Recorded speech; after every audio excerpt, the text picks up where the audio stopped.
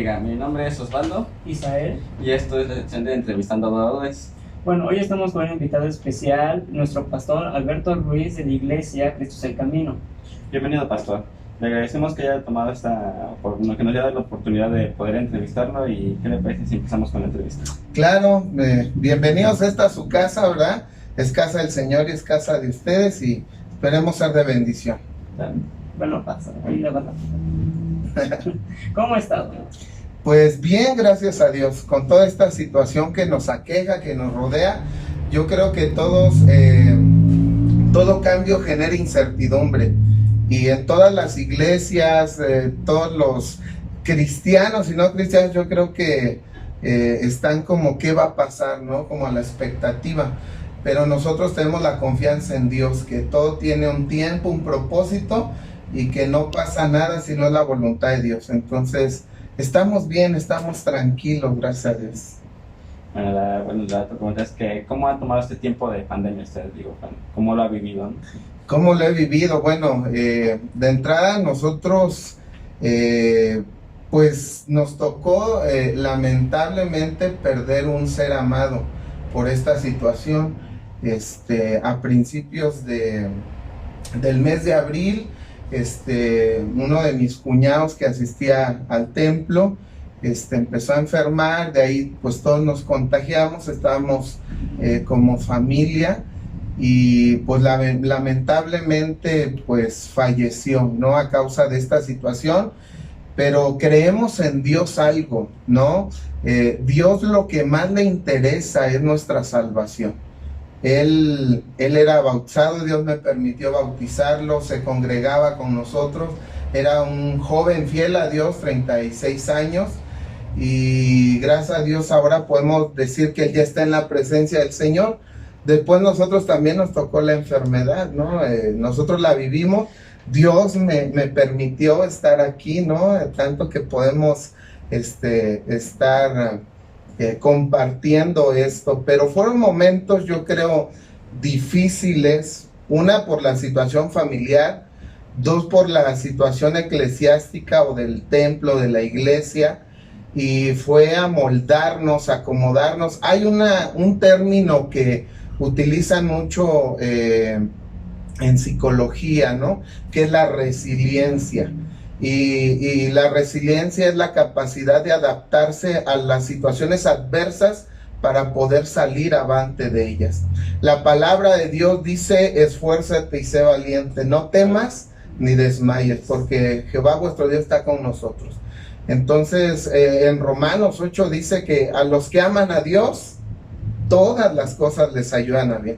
Entonces, esto que ha pasado a nosotros, como familia, como pastor, nos ha ayudado para bien, para muchas cosas, para saber decir la vida. Sabemos cuándo nacemos, pero el único que sabe cuándo vamos a morir es el Señor, y debemos estar preparados. Es por eso que las predicaciones van enfocadas a eso, ¿no? Dios puede sanarte, amén, pero lo que más quiere es salvarte. Y finalmente, este tiempo de pandemia ha servido para afirmar a la iglesia, claro, pero también ha servido para ver quiénes realmente estaban firmes y quién solamente iban por ir. La escritura dice que a Jesús lo seguían miles de gentes, ¿no? Miles, ustedes lo han visto, alimentaba 5,000 sin contar mujeres y niños, pero solo 12 estaban con él, y dentro de esos 12 estaba uno que era Judas el traidor, ¿no? El que le entregó, y Pedro, que también lo negó en momentos de dificultad, pero después de ahí se afirmó. Entonces, Dios nos daba a nosotros una palabra a inicio de año. A inicio de año yo tuve un accidente, entonces estuve enclaustrado de diciembre a febrero, marzo, y ya cuando iba a empezar a salir se viene la cuarentena. No, entonces imagínense, sí, ¿no? Pero el Señor es bueno, es fiel, y puedo decirte que nos ha ayudado para bien. Lo hemos vivido de una manera más aferrados al Señor, porque el que nos consuela es el Señor.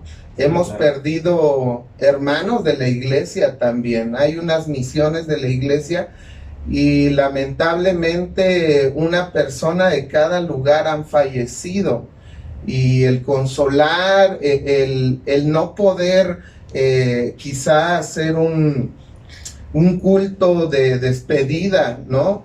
Como lo teníamos acostumbrado, ahora es todo, llegas, te dan el cuerpo y vámonos, y como pastores tenemos que estar listos para apoyar, para ministrar a esa gente, ¿no? Hemos aprendido a ser tanatólogos en medio de esta adversidad.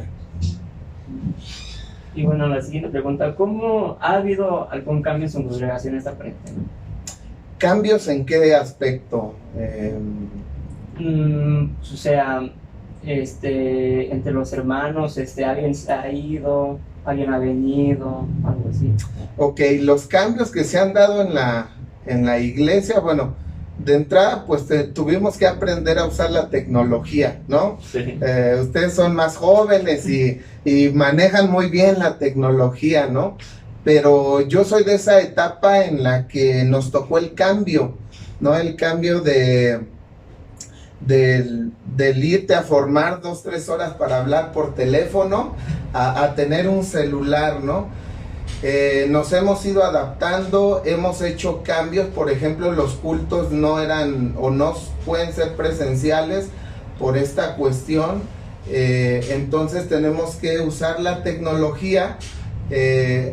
Esos cambios en lo personal como que no me agradaron mucho, porque la Biblia dice no dejen de congregarse como algunos hacen por costumbre. El Salmo dice mejor es un día que 1000 fuera de ellos, ¿no? Sí. Y esta cuarentena se volvió ya como en noventena o no sé cuántos días vamos, pero la realidad es que sí tuvimos que hacer muchos ajustes en el liderazgo. Por ejemplo, teníamos que obtener recursos porque muchos hermanos se quedaron sin trabajo. Esa es una realidad. Algunos se enfermaron.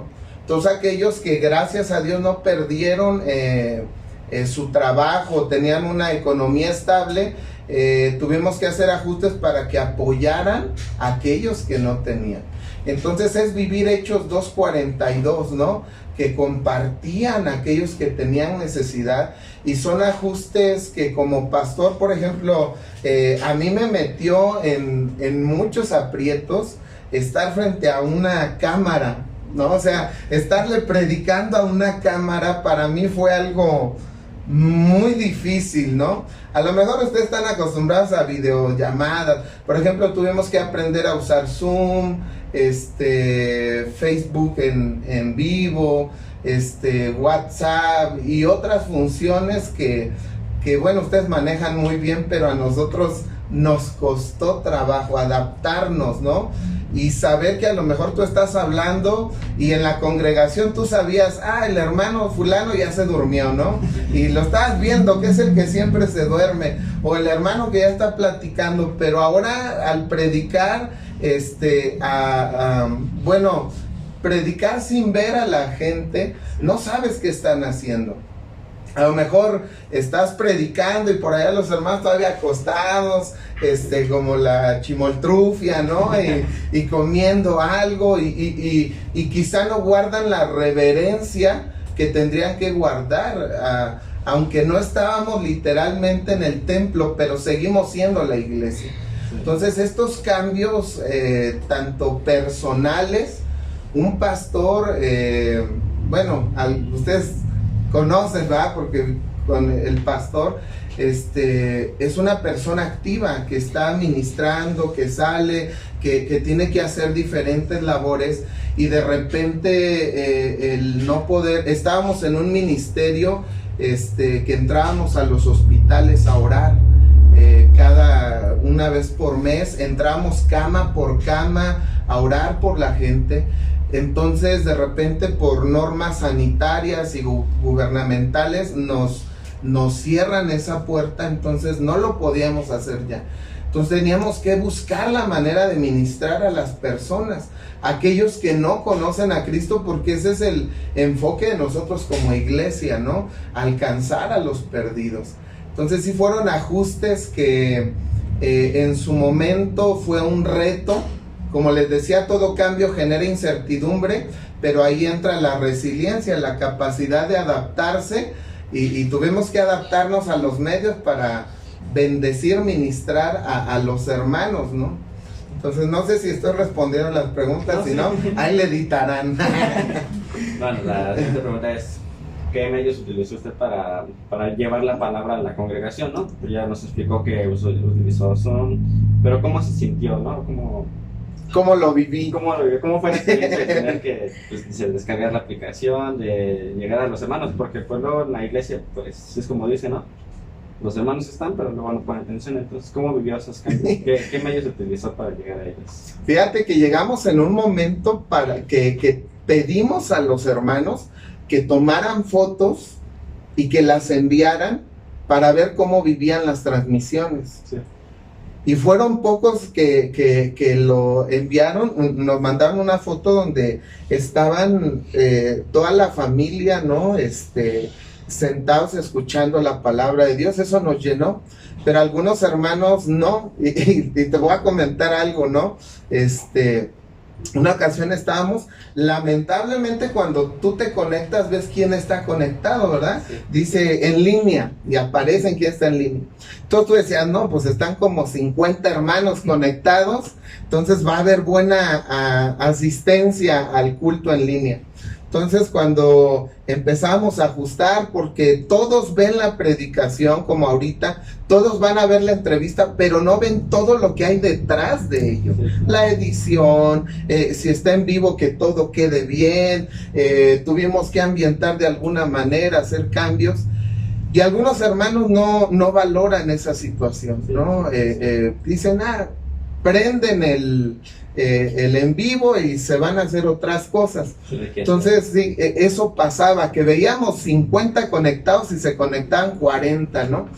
Y de esos 40 conectados, una ocasión, terminando, yo siempre veo la retransmisión para ver qué defectos, qué podemos mejorar, ¿no? Y vi que a la hora de la predicación, un hermano que estaba en vivo había compartido fotos que estaba haciendo otras cosas, y que decía, acá con la familia, y dije, pues se apareció conectado, ¿no? Sí. O sea, y te estaba viendo la transmisión, y oh, sorpresa, no, nada más dejó prendido y se fue a hacer otras cosas. Entonces son cosas que de repente uno dice, ay Señor, pues tratando de esforzarnos. En la iglesia ahorita tratamos de hacer contratos para empezar los servicios allá. Inicialmente fue aquí en la casa, en la parte de arriba trajimos toda los instrumentos, y aquí se hacía todo. Entonces cuando regresamos a la iglesia y no pudimos hacer un contrato porque ahorita está saturado, entonces teníamos que descargar con datos o con cosas, se nos cortaba la transmisión, o de repente se pausaba y los hermanos lo sacaba la aplicación y entonces ya no se volvían a conectar, o ya no lo compartían, porque un hermano me dijo, pastor, es que se corta mucho y así no lo puedo compartir. Entonces son retos o son cosas que pues que decíamos, ¿qué podemos hacer, Señor? ¿No? Tratamos de hacer lo que mejor podamos, pero siempre la tecnología creo que no va a suplir el culto presencial. Jamás lo va. Por eso la Escritura dice, no dejes de congregar, ¿verdad? Es hermoso estar los hermanos, como es el Salmo, juntos y en armonía. Sí, entonces, claro. Eso es lo que hemos vivido con estos medios. Tuvimos que comprar un teléfono de una mejor cámara, los píxeles y todos ustedes saben, un buen micrófono, y pues yo no sé o no sabía cuántos megas de memoria interna, externa, que cámara frontal. Entonces un día empezamos a transmitir y los hermanos decían, pastor, está chueco, ¿no? O sea, habíamos puesto el celular al revés, nosotros lo veíamos bien, pero los que lo estaban viviendo creo que estaban así, ¿no? Entonces fueron cosas que nos tocó ver durante el camino de esta situación y la tecnología, ¿no? Sí, ya por lo menos ya aprendimos cómo usar la Sí, tecnología, ¿no? sí, y ahora seguir usándola porque de verdad ha sido de bendición. Sí. A lo mejor, en lo personal se los digo, jóvenes, a mí me costaba mucho trabajo eso, ¿no? La tecnología. No que porque muchos dicen es del diablo, no es del diablo, ¿no? Sí, Es de quien lo compra, pero la situación es que si no hubiera pasado esto, quizá yo nunca hubiera transmitido en vivo. sí, claro. Y gente que se había alejado o gente que no se atrevía a entrar a un templo, a una iglesia, se conectaban y veían el culto de principio a fin. Llegué a amistades, familiares que nos decían, bueno, yo pensé que era diferente lo que hacían dentro del templo, pues yo creo que a veces nos piensan que vamos y sacrificamos gatos, gallinas, no sé cómo lo ven, pero les cuesta trabajo entrar. Entonces esto ha sido de una apertura para que aquellos que no se atrevían ahora se están atreviendo. Y ahora hay gentes, vecinos, familiares que dicen, ¿cuándo abren? Anhelo estar ahí. Sí, Y ha sido un medio que Dios ha usado, como decimos, todo sirve para algo. de lo malo lo bueno. Sí, exacto, hay que sacar lo mejor de esta situación. Sí. Sí. Y bueno, ya que abrieron, digamos, las iglesias ahora, ¿qué miradas han tomado? Ok, fíjate, nosotros pertenecemos al Concilio de las Asambleas de Dios, entonces nos regimos, ¿no?, por nuestras autoridades. Ellos nos dieron la apertura de abrir en cuanto estuviera el semáforo naranja, pero nos decían que lo ideal era abrir en el semáforo verde. Dentro de todo esto, como pastores, ha habido dos situaciones o dos posiciones. Aquellos que nunca cerraron y aquellos que cerramos por ciertas normas. Entonces de repente los que no cerraron decían a los que cerraron, les falta fe. Y los que cerraron decían, no, ustedes son unos negligentes, ¿no? Sí. Entonces yo creo que lo hemos vivido. Yo creo que, les digo, nosotros lo vivimos de cerca. Entonces como pastor era, bueno, no quiero exponer a la iglesia.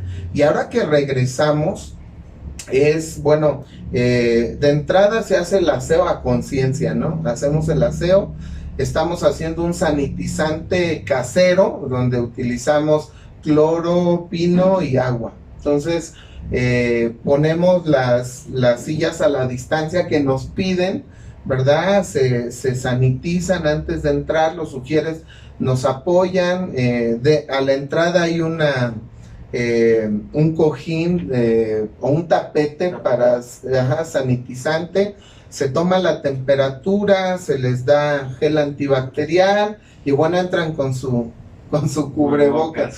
De verdad que no digo, wow, qué padre, ¿verdad?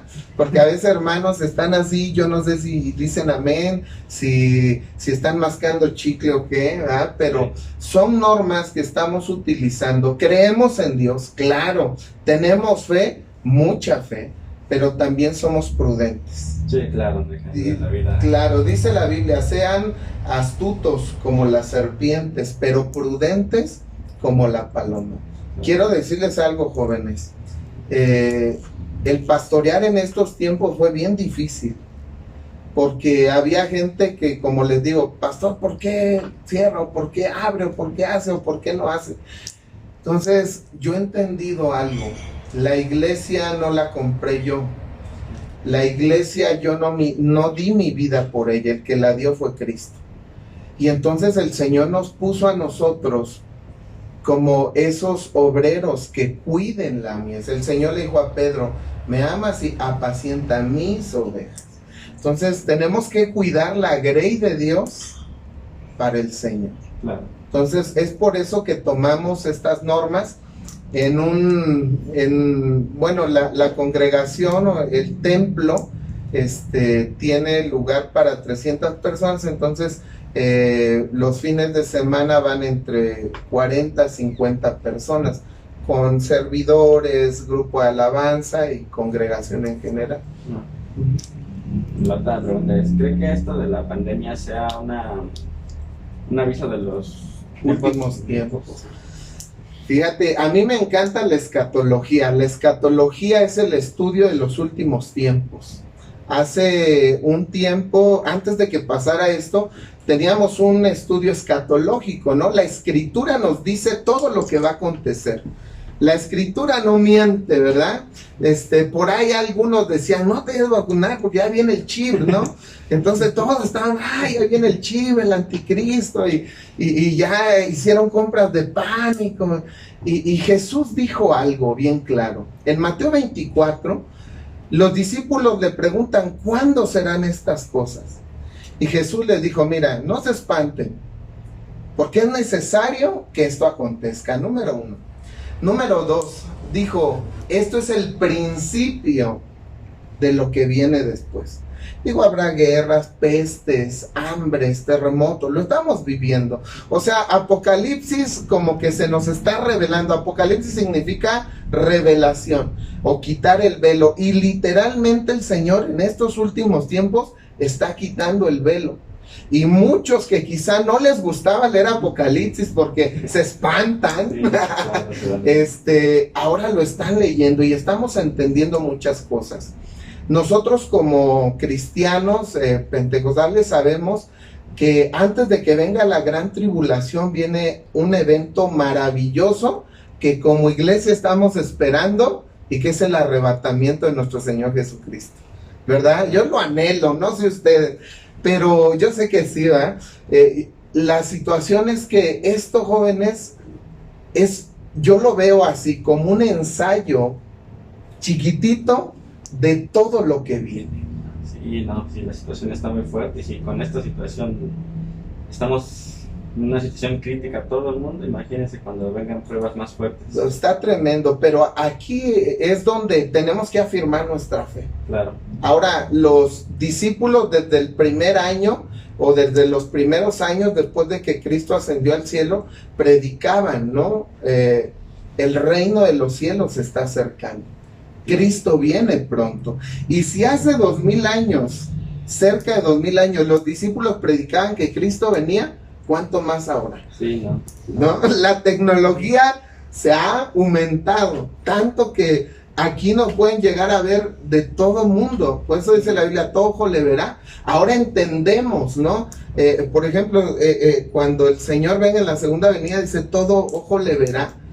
¿Cómo le iban a ver si unos están allá, otros en China, otros en Japón? Bueno, claro. La tecnología, ahora se cae el pastor Alberto y sacan, jaja, y todos lo graban y se hace viral y todos lo ven. Entonces, sí, para mí es el inicio de todo lo que acontece. No sabemos a ciencia cierta cuánto falte, pero ya falta muy poco. Claro. Y Jesucristo dijo algo, cuando esto pase, dice, erguíos, levanten su cabeza porque su redención está cerca. O sea, no tenemos que agacharnos, híjole, ya viene. No, dice, levanten su cabeza porque nuestro galardón viene pronto. Claro. Entonces tenemos que levantar nuestra cabeza, no estar agachados y decir, Señor, si vivimos, para ti vivimos, y si morimos, para ti morimos. Claro. ¿Verdad?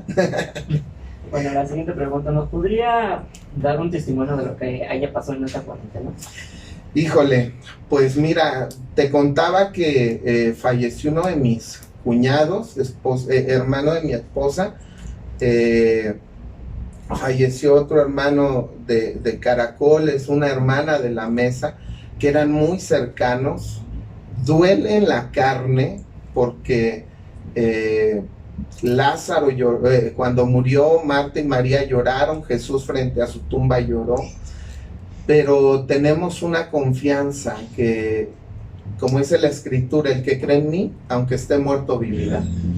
Entonces, decía yo en un sepelio que pude compartir, decía, es que ellos lo único que pasó es que cambiaron de dirección, ¿verdad? Sí.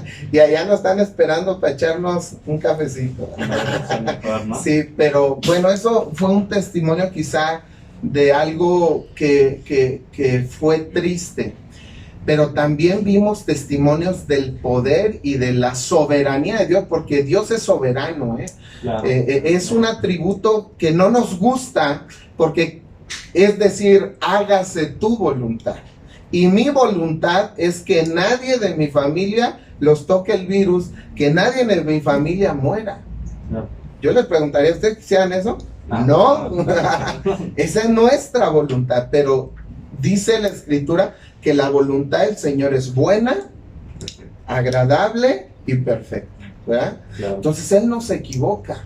Y en su soberanía, una hermana, subimos su testimonio en internet. La hermana colapsaron sus riñones, entonces estaba mal. 2 veces oramos por ella. Yo dije, oré de esta manera: Señor, tú tienes poder para darle vida, pero también tienes autoridad para llevártela, como tú te quieras glorificar, para vida o para muerte. Entró al hospital. Cuando llegó, ella nos cuenta que decían, esta mujer viene muerta y no se ha dado cuenta. Entonces la metieron al quirófano. Salió, estaba muy débil, salió, bendito Dios, estábamos orando por ella. No quedó bien de un vaso, la vuelven a meter a cirugía, 2 cirugías. Sale, bendito sea Dios. Y después me habla el hermano, su esposo, y me dice, le acaban de detectar COVID. ¡Wow! Dije, Señor, le pedimos a la iglesia en el grupo de intercesión, estemos orando. Después el Señor se glorifica, sanó, salió de 2 cirugías, salió del COVID, pero tenía una llaga muy fuerte en su espalda, muy grande, que quizá posiblemente ya estaba gangrenada. Hijo, estuvimos orando. Quiero decirles que la hermana ahí está dando gloria y honra al Señor. Un testimonio de poder. Ahora, eso no es todo. Tiempo después, su esposo trabaja en la electricidad, en la comisión. Recibió una carga de 14,000 voltios. Eso, ustedes saben que si uno se da un toque aquí, son pocos voltios, ¿no? 120, y hasta se siente así. 14,000 voltios, tensión entre media y alta tensión. Sobrevivió. Y ahí está, para dar gloria a Dios. Entonces, no todo ha sido triste, hemos visto el poder de Dios. Un hermano que se enfermó y que quedó cuadraplégico casi en una totalidad. Estuvimos orando y el Señor lo levantó y ahora anda caminando. Entonces, no todo ha sido para mal, ha sido ver, sí, quizá muerte, pero también hemos visto el poder de Dios. No. ¿Verdad? Entonces, mi suegro, bueno, no acabaría. Entonces me pidieron uno y ya llevo como 5, ¿verdad? Pero mi suegro de la misma manera y Dios lo levantó, mi padre, yo mismo, el Señor nos levantó y aquí estamos para gloria y honra del Señor. O sea, Dios es poderoso, pero es soberano también. ¿Verdad? Bueno, la otra pregunta es, ¿por qué cree que en estos tiempos muchos hermanos se han enfriado espiritualmente hablando? Buena pregunta. ¿Por qué se han enfriado? Alguien dice, no puedes dar lo que no tienes. Les decía que Dios al inicio nos decía, voy a limpiar mi iglesia. Yo pensé que era solamente en cuestión local, o sea, Dios nos dio esa palabra localmente, pero de ahí vimos que se vino toda esta situación. La Biblia dice, estaban con nosotros y salieron de nosotros, pero no eran de nosotros. Y hay hermanos, yo hace poco les predicaba y les decía, hay hermanos que solamente tomaban la Biblia cuando iban a la iglesia. Sí. Solamente oraban cuando estaban en la iglesia, en el templo. Solamente danzaban y cantaban y adoraban y lloraban y se arrodillaban cuando estaban en el templo. Pero llegaban a casa y ya no tenían una vida devocional. Entonces esto sirvió, o la pregunta fue, ¿por qué se han enfriado? Porque su relación con Dios no es sólida. Porque solamente estábamos viviendo una religión y no una verdadera relación. Porque hay gente que religiosamente iba los domingos al templo, religiosamente ofrendaba, religiosamente aplaudía y se cantaban los cantos porque se los sabía. Pero ya cuando ves en la realidad, y cuando dicen, si quieres conocer a Andrés, vive con él un mes. Sí. Y es en la casa, es ahí donde la Biblia dice, entrando a tu cuarto, cerrada la puerta, en la intimidad, es donde yo realmente vas a conocer a Dios. Y este tiempo sirvió, te digo algo, para ver quiénes son verdaderos adoradores que adoran al Padre en espíritu y en verdad. La samaritana le dijo a Jesús, Señor, es que dicen que en Siquem es donde hay que adorar, y ustedes los judíos dicen que en Jerusalén. Y el Señor le dice, la hora viene donde ni aquí ni allá adorarán. Sino, yo les decía, imagínate si los templos jamás se hubieran vuelto a abrir, ¿dónde tendríamos que adorar? En las casas, como lo hacía la iglesia primera. La iglesia primitiva en el libro de Hechos fue en las casas. Y es ahí donde tenemos que avivar. El Señor le dice a Timoteo, bueno, Pablo a Timoteo, aviva el fuego del don de Dios que hay en ti. Entonces la gente que se enfrió es porque solamente tenía una religión y no ha tenido esa verdadera relación con el Señor. Y tenemos que alumbrar, no ser esas teas ardiendo como es el escrito. Afirmarnos, como sí. Sí, bueno, la siguiente pregunta. ¿Qué palabra le diría a aquellos que se han alejado de Dios? ¿Qué le diría? El Señor lo dijo, venid a mí, si estás cansado, cargado. Y como el hijo pródigo salió de donde nunca jamás tendría que haber salido. Entonces, aquellos que se salieron, yo les puedo decir, regresen a casa. No coman algarrobas, no estén mendigando el pan, ¿verdad? Que le echaban ahí a los puerquitos, dice la Biblia. Cuando en casa tienen abundancia de pan. Cuando en casa el Señor está así, dispuesto a recibirles, a abrazarles y a cobijarles, a cambiar esa ropa sucia y a darles un beso. No los va a rechazar, no les va a decir, ahora sí, ¿verdad? No, el Señor les va a decir, bienvenidos. Mi hijo estaba muerto, pero ha resucitado. Estaba perdido, mas fue hallado. Eso es lo que les diría. Y créeme que hay muchos hermanos que se alejaron, que ahora están de regreso a casa. ¿Y qué hay que hacer?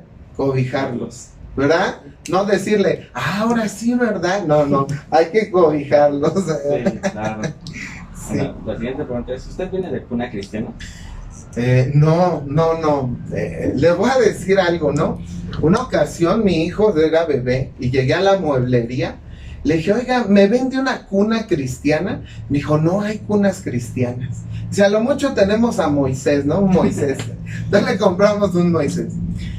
Que el término que hemos acuñado como cuna cristiana es decir que nacemos en una familia evangélica, o que siempre ha conocido.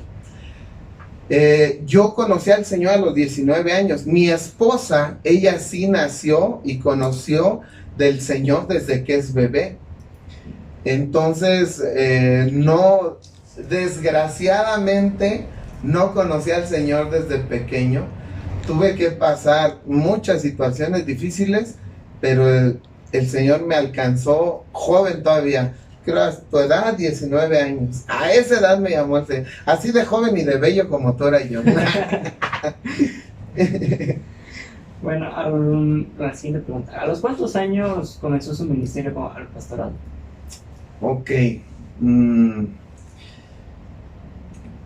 Tengo sirviendo como pastor en la iglesia principal, bueno, porque hay unas misiones, hace 10 años, vamos a cumplir 10 años en diciembre, pero tiempo atrás el Señor nos envió ya como pastores, por así decirlo, en la mesa. Iniciamos una obra desde cero en la mesa. Entonces, pudiéramos decir que llevamos 13 años dentro del ministerio, sirviendo al Señor constantemente, pero desde antes ya le servíamos al Señor. Claro. O sea, yo creo que el Señor nos iba preparando para este momento, para este tiempo. Bueno, y relacionado con la pregunta de hermano, es ¿cómo supo que su llamado era ser pastor? ¿Cómo supe? Mira, desde que yo llegué a Cristo, mira, voy a contar mi testirollo muy breve, ¿verdad? Dicen unos tristimonios, otros tesdemonio y otros tristimonios, no sé cómo sea. Pero de los 15 años a los 19, yo me declaré ateo, porque desde pequeño nada me satisfizo, nada satisfació la necesidad y la sed que tenía de Dios. Fui monaguillo, Dios ya me perdonó. Llegué a ir con los testigos. Aquí unos vecinos, muchos nos llevaban de pequeños. Estuve en una iglesia salesiana donde hacían encuentros, retiros y muchas cosas, pero nada saciaba mi alma. Entonces vivimos situaciones muy fuertes en la familia. Empecé a leer, ¿no?, cuestiones gnósticas, filosofía. Entonces me declaré ateo.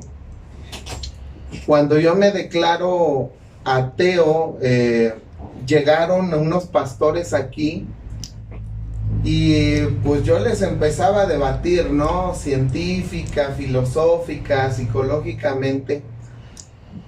Y decía, estos pastorcillos, ¿no? Y mira dónde estoy ahora. Entonces, me burlaba de ellos, me burlaba de mi mamá. Intenté suicidarme 3 veces. Entonces yo ya no valía nada, realmente. Estaba en el alcohol, en las drogas. Por eso ven la cara así, se quedó de testimonio. Pero el Señor me sacó de ahí. Y cuando yo vengo a Él, le dije, Señor, yo te voy a servir en donde tú me pongas. Lavando baños, predicando, en la alabanza. Lo que nadie quiere hacer, Señor, es lo que yo quiero hacer. Entonces, yo tenía el deseo de servir a Dios desde que entré a la congregación, en donde Él me pusiera. Tiempo después, unos hermanos oraron por mí y dijeron que Dios me había llamado al pastorado. Yo me sentí indigno y me sigo sintiendo indigno de ser pastor, pero no se trata de mí, se trata de su misericordia. Y más adelante volvieron a confirmar la palabra y yo tenía el deseo. Entonces Dios pone el deseo, dice que Él pone el querer como el hacer. Entonces yo ya tenía el deseo de servir a Dios y ya me habían dado palabra profética de que Dios me había llamado al ministerio. Entonces fue de esa manera como yo me enteré que el Señor me estaba llamado al pastorado. Creo que esa fue la manera en la que supe que Dios quería que le sirviera en el pastorado. Bueno, antes, la siguiente pregunta, antes de ser pastor, ¿qué otro ministerio tenía? Híjole, pues hemos pasado por todos. El ministerio de la escoba y el recogedor, que es el que nadie quiere. Claro. Yo creo que la mayoría de los pastores empezamos por ahí, porque antes de ser un líder, primero tengo que ser un siervo.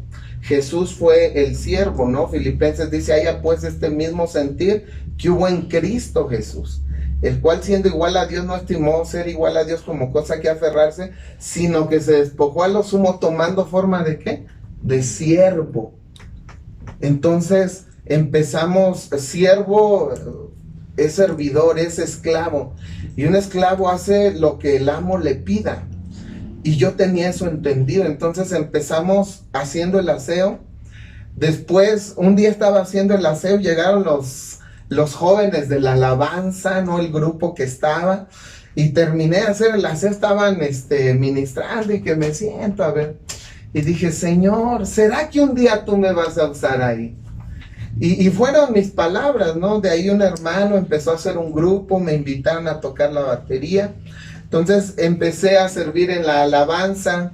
De ahí yo de vocación o mi profesión soy licenciado en educación física, soy maestro. Entonces me gustaba mucho atender a los niños y empecé a dar clases a los niños, ¿verdad? A muchos jóvenes que a lo mejor ustedes conocen, les di clases. De ahí entré al ministerio de los jóvenes, ¿verdad? Empezamos el liderazgo de los jóvenes. De ahí nos tocó ya cuando nos casamos a dar consejería matrimonial, atender los cuneros, en el talento, ¿verdad? Y literalmente estaba lento cuando estábamos nosotros, ¿verdad? Pero yo creo que Dios nos pasó en absolutamente todos. Ya de ahí el Señor me permitió ser ministro de alabanza. Empezamos salíamos a predicar a través de la música, a través del ministerio de la alabanza. Entonces creo que es el lugar donde el Señor me dio un poquito más de ministerio, ¿no? En el ministerio de alabanza. Bueno, la siguiente pregunta es, ¿qué dificultad tenía cuando comenzó su ministerio? Mira, no me jacto de ser el más joven ni el más viejo. Estoy en esa edad que ustedes conocen como la chavorruquez. Tengo 38 años, pero cuando inicié el pastorado tenía escasos 25 años. Teniendo en cuenta que la mayoría de los pastores son gente madura, ancianos en algunos casos, de 50 años para arriba. Entonces yo estaba en la congregación, digamos que un día él convive con todos ustedes de jóvenes y un día le toca ser pastor de ustedes y entonces dicen, tú Beto, pues si tú estabas conmigo. Entonces no había ese respeto de pastor, ¿no? Era como que pues eres Beto y eres Beto. Mucha gente, ancianos y diáconos de la iglesia, no estaban tan conformes cuando quedamos como pastores, mi esposa y yo, y fue algo difícil, muy difícil. Queríamos hacer un proyecto y siempre había alguien que sabía más que nosotros. Siempre estaba el menosprecio, siempre estaba este niño, ¿qué me puede enseñar?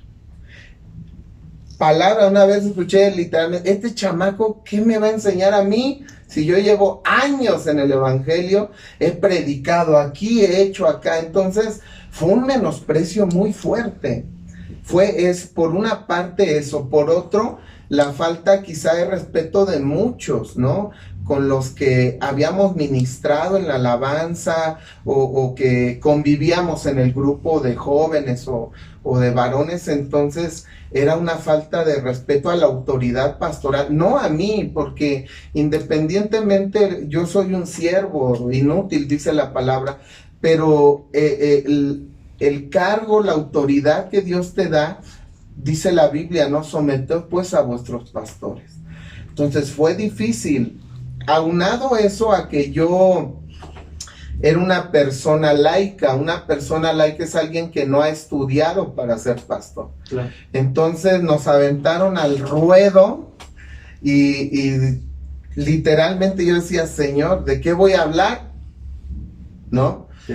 Fue ahí donde tuve la necesidad de capacitarme porque yo creo que al principio bosquejar un sermón para mí era difícil, ¿no? Lidiar era bivocacional en ese entonces, estaba trabajando como profesor, estaba atendiendo la obra de la mesa y luego nos quedamos aquí en la iglesia mamá, por así decirlo, de pastores.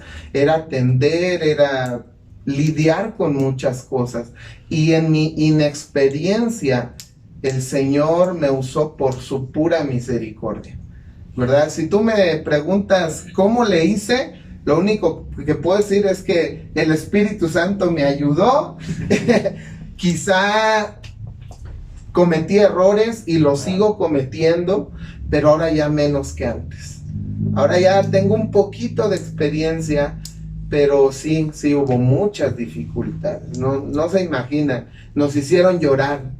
estuvimos a punto de decir, Señor, ya, basta, ¿no? Pero creo que el Señor nos estaba probando para ver si éramos dignos, porque el pastorado es algo hermoso. Yo siempre les digo, el Señor le dijo a Moisés, ve y saca a mi pueblo, libértalo, y le pintó bien romántico, y Moisés dijo, sí, pero cuando estaba en el desierto, ¿qué dijo Moisés? Señor, este pueblo que me diste, de dura serviz, ¿no? Sí. Pero es hermoso ver jóvenes restaurados del alcohol, de las drogas, familias desintegradas que Dios vuelve a integrar. Entonces, yo creo que eso siempre vamos a tener esas dificultades porque no lo sabemos todo, pero con la guianza del Espíritu Santo siempre vamos a seguir adelante, ¿no? Aunque nos hagan llorar a veces. Amén. Así es el pastorado, o sea, sí. Tienes que pasar muchas dificultades. Pues, muchas, ¿no? Sí. Bueno, la siguiente pregunta, ¿fue usted a un instituto? Ok, como te comentaba, no recibí yo, cuando empecé el pastorado, no recibí una instrucción formal, ¿no? La información eclesiástica que yo tuve fue por parte de lo que aprendí en la escuela dominical, en los servicios de enseñanza. Entonces eso, y siempre he sido muy autodidacta, me gusta leer, me gusta investigar. Entonces había libros que compraba de teología bíblica. Entonces empecé a leer, a prepararme. Cuando quedé de pastor, me vi en la necesidad de poder prepararme, y asistí después a un instituto bíblico. Entonces, aún sigo preparándome, sigo capacitándome. Creo que entre mejor capacitado esté un pastor, un siervo de Dios, mejor alimento podrá dar a las ovejas, ¿ya? Y podrán ir a esos pastos verdes. Pero sí, la pregunta es que fue después de que entré al pastorado. Y seguimos, ¿no? Seguimos. La siguiente pregunta es, ¿cómo fue su experiencia cuando pasó a predicar en frente de su congregación? ¿La primera vez? La primera vez. Bueno, la primera vez que prediqué fue con los jóvenes, cuando estaba en el ministerio. Me temblaban las patitas, ¿no? Yo creo que por eso hacen el púlpito así, para que no vean que les tiemblan uno los pies. Mira, cuando me quedé de pastor, hasta los que no iban, fueron, pero por morbo a ver que iba a predicar el pastor el primer sermón. Claro. Yo estaba tan nervioso que no me acuerdo ni de qué prediqué. Así, acabé yo creo que como en 30 minutos y estaba así como diciendo, Señor, de verdad fue un momento, para algunos será hermoso, para mí fue difícil, ¿no? Porque yo jamás había predicado un domingo frente a la iglesia, pocas veces llegaba a predicar entre semana, y fue de repente que ya estás de pastor y tienes que presidir todos los domingos. Entonces sí fue algo difícil, ¿no? Claro. Fue algo difícil. Me temblaban mis piecitos. Sí, me imagino. Dar el mensaje correcto, ¿no? Porque luego la gente malinterpreta las palabras, ¿no? Claro. Tiene uno que buscar, porque luego las personas en la congregación como que, pues, no sé, siento que se ofenden, ¿no? Sí. Uno quiere dar un mensaje, pero siento que unas personas lo toman a mal, ¿no? Sí. Están nerviosos. Bueno, sé que esta pregunta ya la contestó, pero para los que no escuchan, ¿no? Bueno, ¿cuánto lleva siendo pastor? Tengo que formalmente 10 años de que el concilio al que pertenecemos nos dio una credencial que nos acredita, pero venimos ejerciendo el pastorado desde antes, como 13 años, ¿no? Voy a ampliar un poquito la respuesta. El instituto bíblico no te da el pastorado. Entonces, asistimos a un instituto para tener herramientas y poder hacerlo de la mejor manera. Pero yo creo que desde antes ya veníamos haciendo cosas pastorales, tanto mi esposa como yo. Pero formalmente 10 años y con la obra que abrimos 13 años. Bueno, y en ese transcurso de tiempo de pastorado, ¿nos puede contar un testimonio o lo que usted nos quiera contar? Aquí es libre de contar las que usted quiera. Te digo que uno, me pones en aprietos, ¿no? Son miles, o sea, de verdad. Hace unos días hablábamos con alguien y mira, para empezar, cuando yo acepté a Cristo, yo siempre les digo, cambié la Biblia por los guantes. Estoy chato porque antes practicaba boxeo, iba a empezar ya a boxear profesionalmente y tuve que tomar mi decisión de seguir lo que el mundo me brinda o seguir a Cristo, y seguí a Cristo. Después empecé a practicar lucha libre y entonces ya me iban a llevar al Consejo Mundial a empezar a participar. Y el Señor me llamó al ministerio. Entonces tuve que dejar la lucha para luchar contra el enemigo y arrebatarle las almas. Después el Señor me retó, literalmente, el Señor me llamó a dejar todo por servirle, a dejar mi profesión. Estaba ya tenía una plaza en la SEP, en la Secretaría de Educación Pública, tenía ya todo seguro y el Señor me dijo, como a Andrés, a Pedro, a Jacobo, deja las redes porque te haré pescador de hombres. Entonces tuve que tomar esa decisión de seguirle totalmente.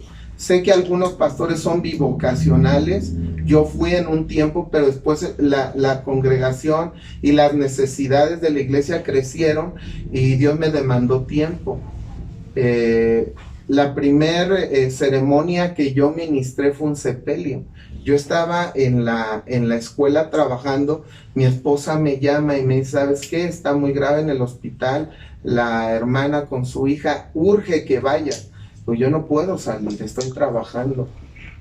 Y si dejo el trabajo, me van a acusar de abandono de empleo y me van a cesar de mis funciones. Entonces no lo puedo hacer.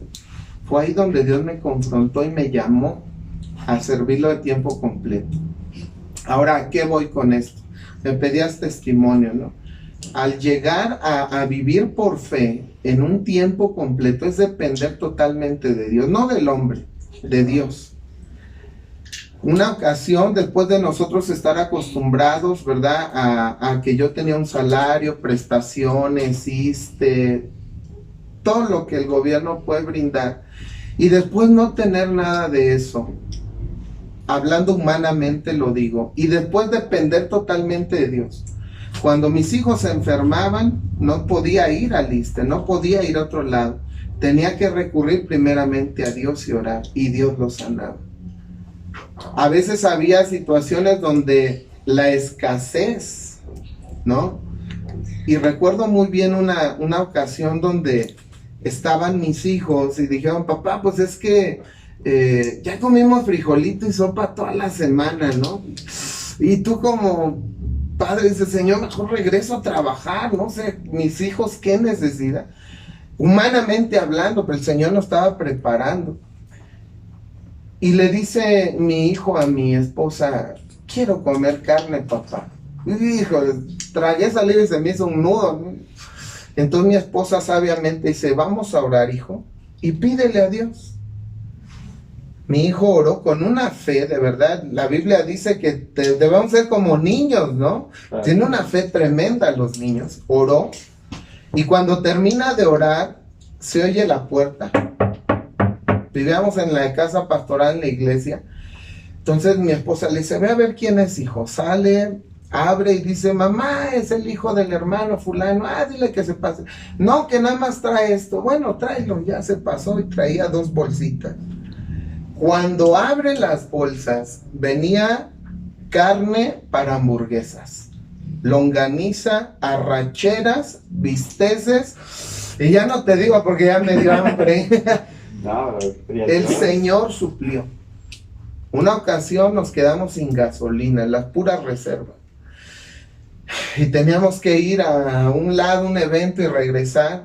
Entonces agarré la franela y se la puse en donde marca la gasolina. Dije, Señor, tu palabra dice que andamos por fe y no por vista. Entonces, si yo veo ahí, veo que hay reserva, se me puede acabar la fe. Entonces tapé eso. Fuimos a Tlalnepantla, regresamos, volvimos a ir a Palacio Legislativo y regresamos y no se acabó la gasolina.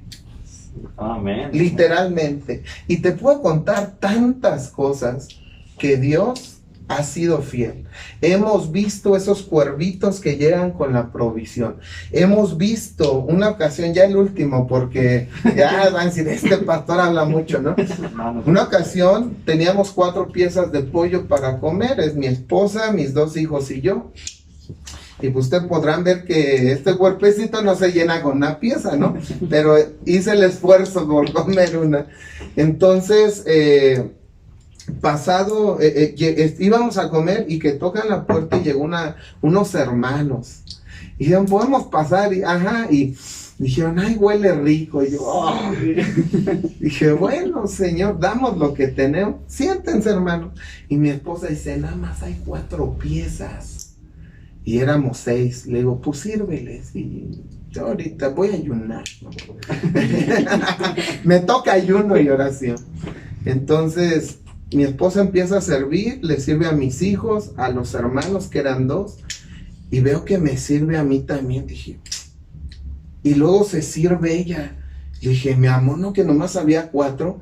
Dice, yo oré y todavía queda una pieza. Dije, pues apártamela. El Señor multiplicó sobrenaturalmente. En la iglesia Dios ha puesto medios, wow, o sea, es vivir la vida en el nivel de fe y de espiritualidad que Dios anhela. Entonces puedo decirte que he visto la gloria de Dios. Amén. Cuánta la fe, ¿no? Sí, hay que creer nada más, ¿no? Dice que sin fe Nada podemos. no hay café, dice. Con fe, Y sin rodilla no hay tortilla. No, sin fe es imposible agradar a Dios. Bueno, la siguiente pregunta también ya me contestó. Híjole, eso es muy contestón. Bueno, ¿en algún momento pensó dejar el pastorado? Ya ni me acuerdo cuántas veces, porque la vida cristiana es un equilibrio. Y en ese equilibrio el primer ministerio es la familia. Muchos pastores quizá no lo hemos entendido o lo entendemos a la mala. Y a veces la iglesia nos absorbe tanto, los hermanos demandan tanto, que a veces como ese cantar de los cantares, me dieron a cuidar una viña y la viña que era mía, no cuidé. Entonces de repente el ver situaciones familiares, decía, Señor, mejor dejo el ministerio y me centro en mi familia. Y el Señor me hizo ver que debe de haber ese equilibrio. Traiciones, yo creo que todos los pastores hemos vivido traiciones, decepciones, que no se valora lo que nosotros hacemos, que finalmente yo ahora he entendido que no sirvo para obtener un aplauso o un reconocimiento. Yo sirvo para hacer la obra y la voluntad de Dios. Entonces he querido dejar el pastorado muchas veces, porque a veces la carga es tanta que hay muchos, hermanos, dice la mies es mucha, pero los obreros pocos. Y yo tengo la versión Reina Valedora que dice, y los obreros flojos, no quieren trabajar, no quieren servir, no quieren pagar el precio. Entonces la congregación no es solo el pastor, es de todos. Y cuando a veces no ves ese respaldo, por ejemplo, a veces uno en fe dice, vamos a ampliar el templo, vamos a hacer salones, vamos a hacer más, y ves una negativa, y ves que empieza el proyecto y todos te dejan solo, y entiendes que el único que no te va a dejar es Dios, pero humanamente duele, y a veces mejor decimos, hasta aquí, Señor, ya, como Moisés, no, Señor, ya, mejor, no. te entrego este pueblo, ya acábatelo y así. Amo a la iglesia, amo a los hijos de Dios, pero de repente hay un síndrome que se llama el síndrome de burnout, que es el síndrome del quemado. Es cuando la gente ya está así. Y una de las profesiones que les da mucho eso es a los pastores, a los psicólogos y a los maestros. Entonces, muchos por eso desisten del pastorado. Dicen que cerca del 35% de los pastores abandonan el ministerio precisamente por eso. Entonces sí lo he pensado dejar, pero solo la gracia de Dios me ha sostenido. Bueno, y esa es una pregunta que le queremos hacer, es ¿qué lo motivó a seguir adelante, claro, después de tantas pruebas? Hay un versículo que dice, el que toma el arado no es digno de mirar atrás. Hace poco pasé una situación muy difícil, hablando personal, ministerialmente, donde yo ya iba a renunciar, y el Señor me llevó al libro de Amós, donde dice, y te meteré al desierto y ahí te volveré a enamorar.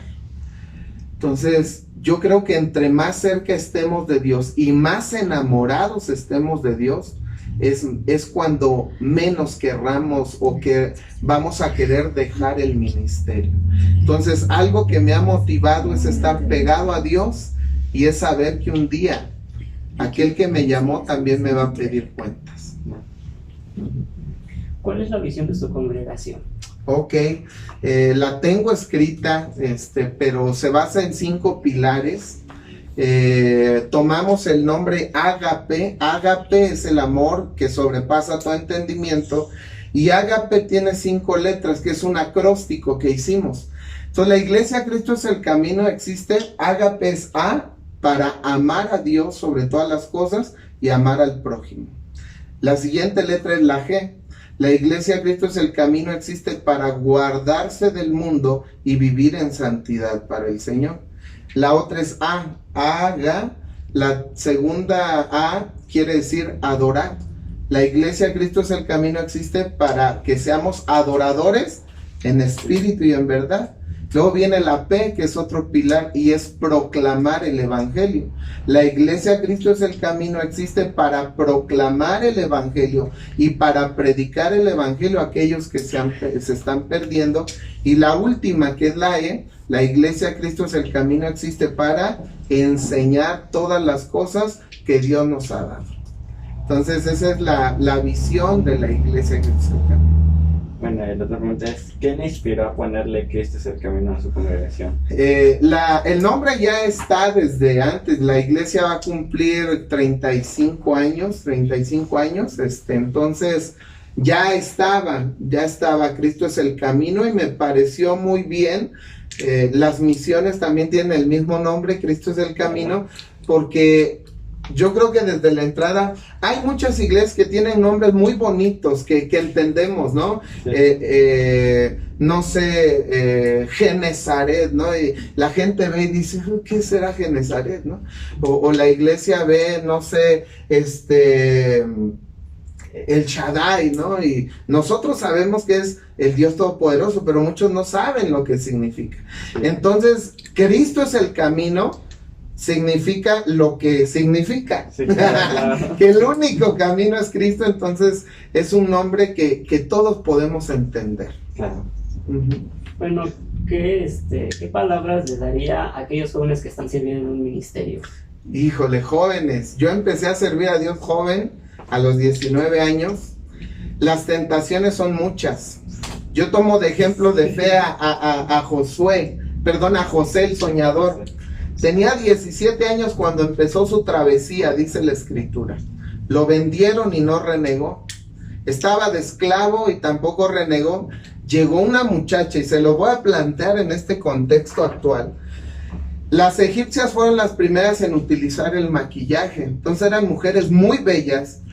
Y donde él servía era el capitán del ejército. Entonces tenía una mujer hermosísima que se arreglaba bien y que olía bien, y él tenía 18 años.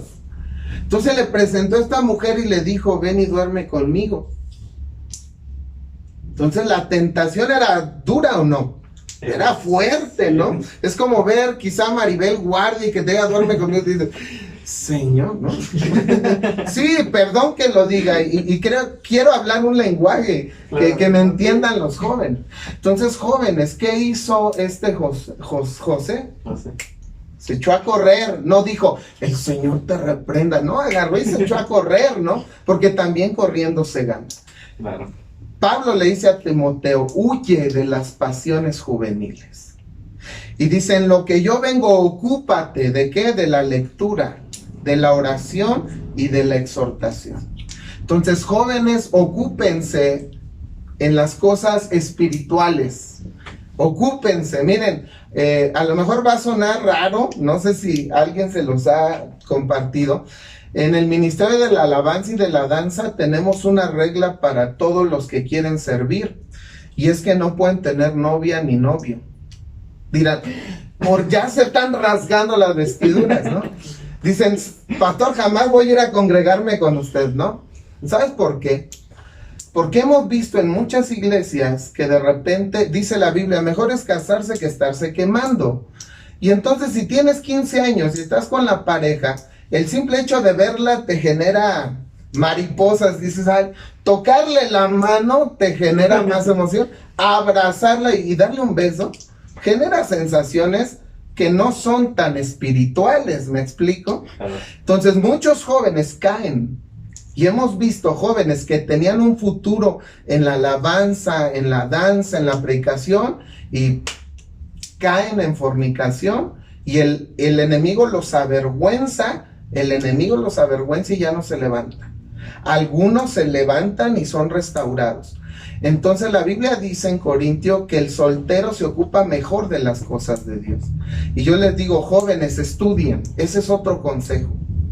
Prepárense, la iglesia necesita Pablos. Mira, no menosprecio el ministerio de nadie, pero Pablo y Pedro era un hombre de vulgo, que Dios lo usó tremendamente, pero Pablo era docto de la ley, o sea, tenía un doctorado, que llegó ante reyes, llegó ante gobernantes y llegó ante el mismo César a predicar. Entonces, jóvenes, número 1, dedíquense a Dios. Número 2, guárdense de las tentaciones y esperen el tiempo. Todo tiene su tiempo. Ese cantar de los cantares, no hagas despertar el amor hasta que Él quiera. Tranquilos, ya llegará el momento. Y tercero, estudien, capacítense y enfóquense en Dios y en superarse tanto ministerial como personal y profesionalmente. Claro. Entonces, ojo, chicos, si está viendo su novia va a decir, no le hagas caso al pastor. Síganme. Muchas gracias, pastor Alberto, por aceptar nuestra invitación a esta sección. De verdad que ha sido de bendición y esperemos que le haya gustado, ¿no? Me encantó, de verdad que los jóvenes, dice la Biblia, su belleza está en su fuerza. Tienen tanta fuerza, tanto tiempo, tantas cosas, tanta creatividad por darle al Señor, que de verdad yo aplaudo la labor que hacen. Qué bueno que todos los jóvenes tuvieran esta iniciativa y sean ejemplo, dice la Biblia, sean ejemplo a los creyentes jóvenes. De verdad me sentí como en mi juventud, y agradezco la oportunidad que me dan, ¿verdad? A las chicas que están detrás de cámaras también, gracias, ¿verdad? Por su tiempo. Espero que seamos de bendición y bueno, gracias. No me agradezcan, yo tengo que agradecerles su tiempo también. Gracias. Sí, gracias. Bueno, Dios les bendiga, ¿verdad? Un saludo.